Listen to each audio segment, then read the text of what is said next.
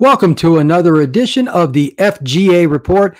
I'm Brian Smith, bringing you all the news from the states of Florida, Georgia, and Alabama that I can. Right now, I'm really hitting Florida because 7-on-7 is kicking up here.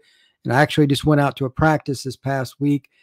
And I want to talk a little bit about it. I've got to know a couple of the kids, saw them do like ladder drills and some basic things.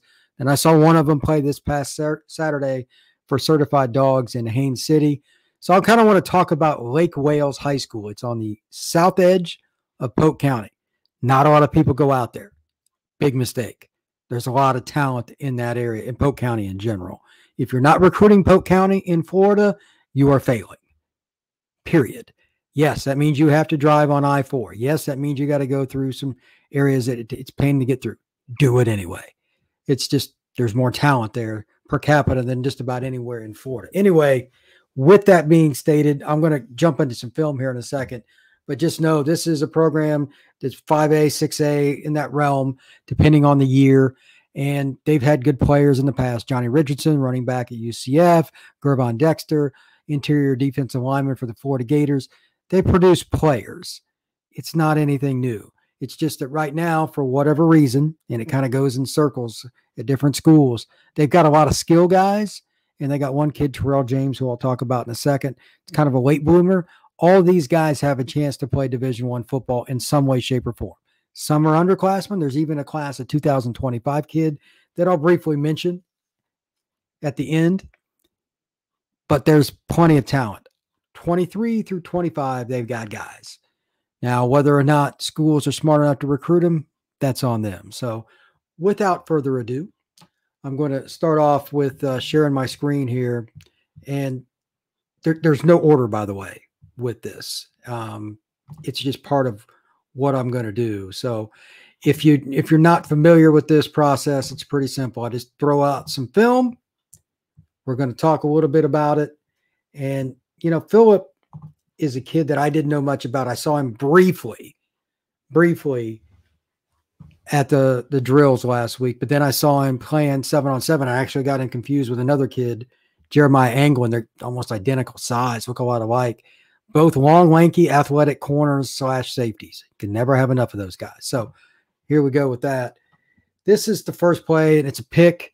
The one thing I noticed, and you'll see this throughout the film with him, most DBs, they just flat don't catch the football very well. He made a couple good plays on that, and, you know, that one, most guys wouldn't. That shows his length. That's a good play. But with him, the most important thing is he's just always around the ball. He was that way this past weekend on Saturday when he played for certified dogs. And I was surprised that they told me, hey, he doesn't have offers yet.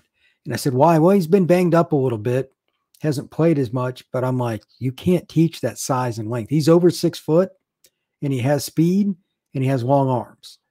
When you add all of that up, it's very difficult to not look at him as a prospect at the Division I level. Notice again right there, he gets beat, but with his length, he gets a part of the football, knocks it away. Can't teach it. Another play, gets hands-on. Probably a little too physical, but I'll take that over the alternative. And like most Polk County kids, physical is something you're going to hear a lot. They're not afraid of contact. This is nice makeup speed, good play on the ball, using his length once again.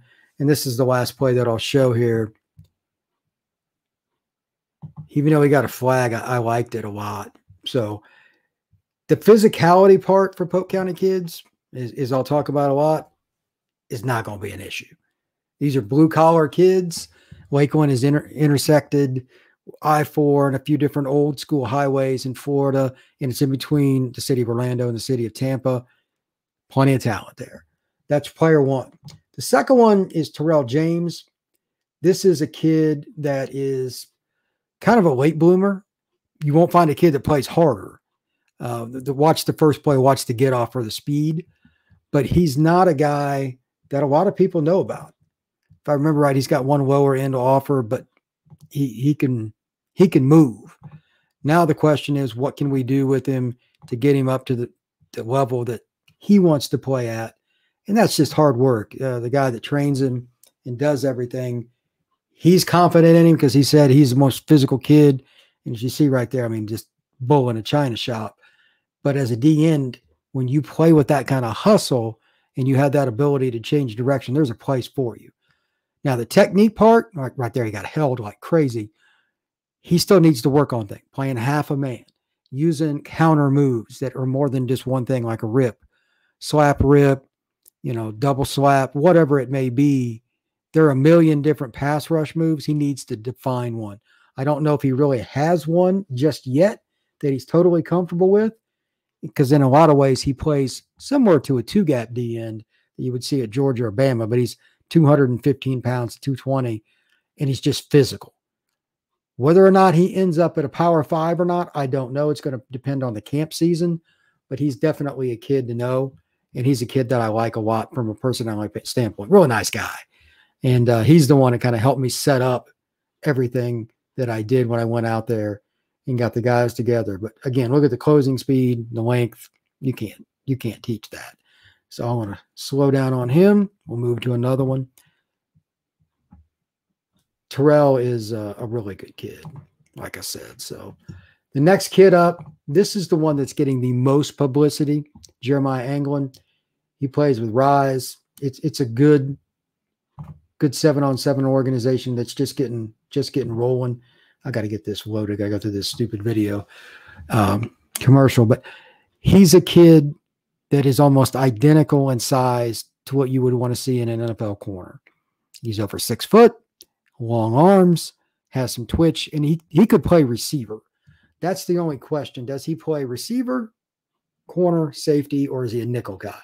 I think the nickel right now would be the best, that inside part of the defense, because, again, Polk County kid, has some physicality, and that's not an easy spot. So let's share the screen.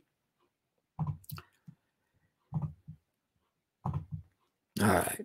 Now, Aglin, as you're going to see very quickly, could move around. They got him at free safety on this play because he has natural ball skills.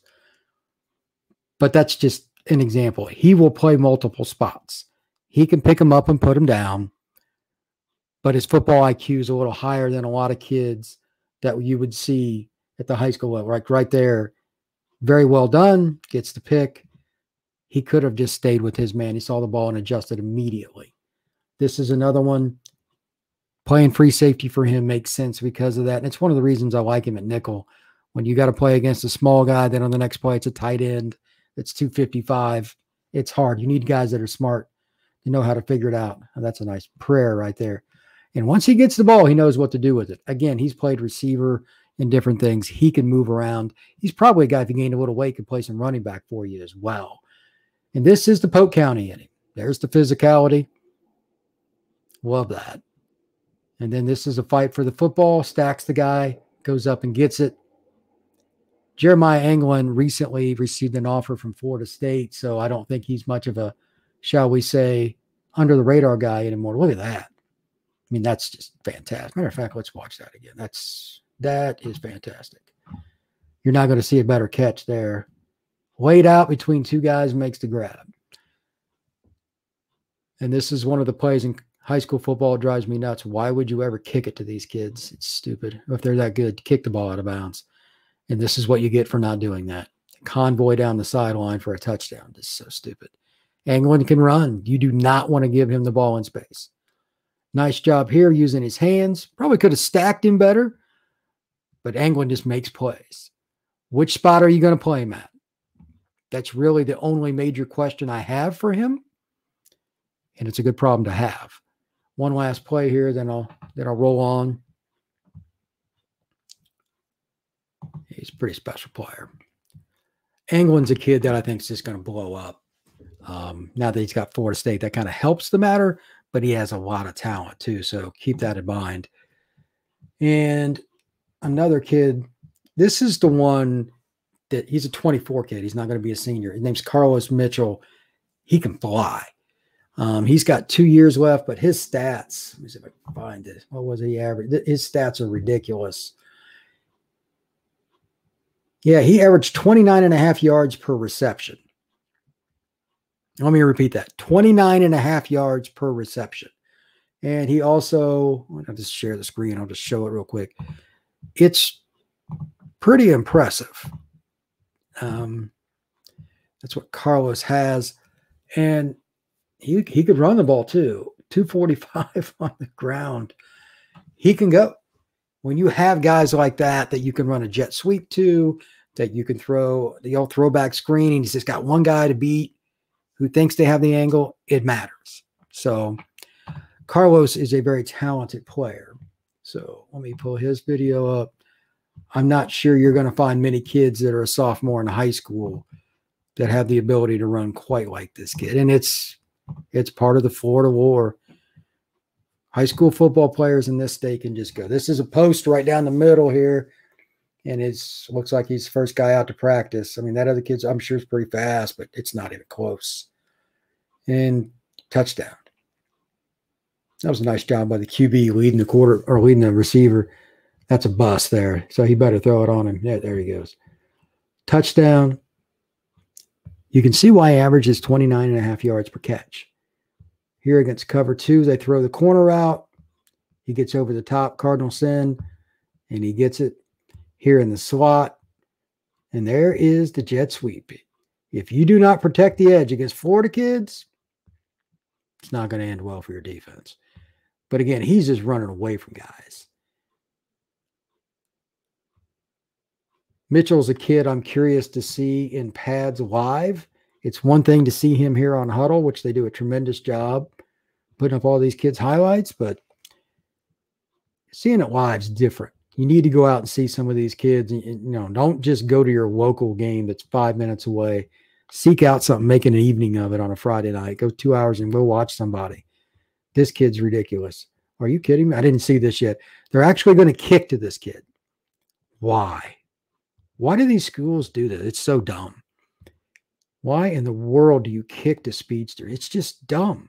Make them go the length of the field. Kick it to the up man. He's calling deuces at midfield. He knows. Oh, and he fell down. That's hilarious. But that's what you get for doing that. But anyway, Carlos's speed is the last play here. I mean, look at him just run away from guys. It's not even funny. Class of 2024, very important note. He's only about $170, needs to add some weight, but Carlos has the speed to go so fast that it really doesn't make any difference. He's going to play for somebody at the major college level. So I'm guessing that he'll have plenty of offers. The only other kid that I want to talk about, and I've got some videos on my phone of him, but I don't really care about his video. He had a little bit of varsity or whatever. Not enough yet. They have a running back named Jordan Henderson. He plays at Lake Wales. And this is all you need to know. He's a bigger kid for his age group. He's class of 25. He's a freshman going into his sophomore year.